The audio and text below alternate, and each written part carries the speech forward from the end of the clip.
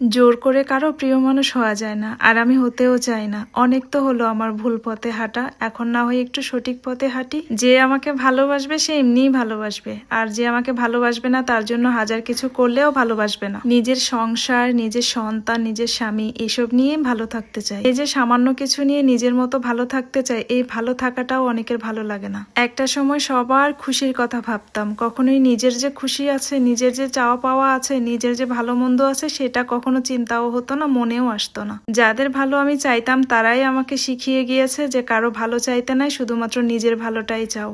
আমিও আমার ভালো চাওয়াটা তাদের কাছ থেকে শিখে নিছি। মনটা ভীষণ খারাপ ছিল, একটু বাইরে গিয়েছিলাম মন ভালো করার জন্য, আর যাওয়ার পথে পুরো রাস্তায় দেখি এভাবে পাহাড় ধসে পড়ে আছে। ভারী বৃষ্টি হয়েছিল, পাহাড়ি রাস্তাঘাট এগুলো একটু তো পাহাড় ধসবেই স্বাভাবিক। যেহেতু পাহাড়ি এলাকায় বসবাস করি, বৃষ্টির দিনে একটু সতর্কভাবে থাকতে হয়। ভিডিওতে যেমনটা দেখা যাচ্ছে এটা সামনাসামনি কিন্তু অনেক উঁচু একটা পাহাড় রাস্তায় চলে আসছে। আজকে একটু বৃষ্টি কমে গিয়েছিল, তাই আমরা একটু বাইরে বেরিয়েছিলাম। বাইরে গিয়ে দেখি রাস্তাঘাটের এই অবস্থা। আমি যে জায়গাটায় দাঁড়িয়ে আছি এগুলো সবগুলোই বড় বড় পাথর ছিল, যেগুলো উপর থেকে নিচে আসছে। যারা পাহাড়ি এলাকায় ঘুরতে আসতে ভীষণ ভালোবাসেন, পাহাড়কে পছন্দ করেন, তো তাদেরকে বলবো যখন বেশি ভারী বৃষ্টি হয় তখন একটু পাহাড় ঘুরতে না আসাটাই ভালো। আমরা একটু সামনের দিকে আগাতে দেখি এখানকার রাস্তা আরো ভয়ঙ্কর অবস্থা হয়ে আছে, উপর থেকে একদম মাটি ভেঙে নিচে চলে আসছে। আমি আসলে বুঝাতে পারতেছি না যে ক্যামেরা এটা খুবই ছোট দেখাচ্ছে, কিন্তু দেখেন ওই কত উঁচু পাহাড়, একদম উপর থেকে মাটিগুলো ভেঙে নিচে রাস্তায় চলে আসছে। দুই পাশে তো অনেক গাড়ি জড়ো হয়ে গেছে, চলাচলের রাস্তা একদমই বন্ধই হয়ে গেছে। আমার পছন্দের একটা ড্রেস পরে আমি আমার পছন্দের জায়গায় চলে আসছি। পেছনে দেখেন অনেক সুন্দর পাহাড়, এই সুন্দর পাহাড়ও না মাঝে মাঝে অনেক জায়গায় দেখলাম অনেক পাহাড় ধসে পড়ে আছে। আর এই সুন্দর ড্রেসটা আমি কোথা থেকে নিয়েছি আপনারা অনেকবার জানতে চেয়েছেন, তো গৃহবধূ একটা ফেসবুক পেজ থেকে আমি এই ড্রেসটা নিয়েছি।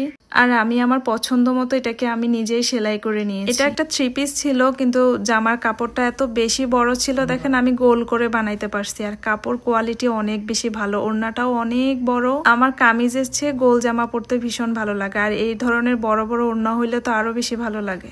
আগে কালারফুল ড্রেস পরতে একদমই পছন্দ করতাম না, আর এখন কেন জানি কালারফুল গুলোই বেশি ভালো লাগে। আর আমি যেখানে বসে আছি এখান থেকে পেছনের দৃশ্যটাও সুন্দর। আমার ড্রেসটা কেমন সেটাও অবশ্যই কমেন্টস করে জানাবেন। এটা একটা রিসোর্টের বারান্দা, এই বারান্দায় এভাবে বসার জায়গা করা আছে, আর এখানে বসলে হচ্ছে পেছনের দৃশ্যটা অনেক বেশি ভালো লাগে। চারপাশে পাহাড় দেখা যায়, অনেক সুন্দরভাবে পাহাড় উপভোগ করা যায়। শান্তির একটা জায়গা, আর এই রিসোর্টটা আমাদের বাড়ির পাশেই, আপনারা চাইলে ঘুরতে আসতে পারেন। আমার কানের এই ঝুমকাটা কেমন বলেন তো? আমার তো এই ডিজাইনটা অনেক বেশি পছন্দ হয়েছে, ভাবছিলাম এটা নিব, কিন্তু এটার প্রাইস অনেক বেশি।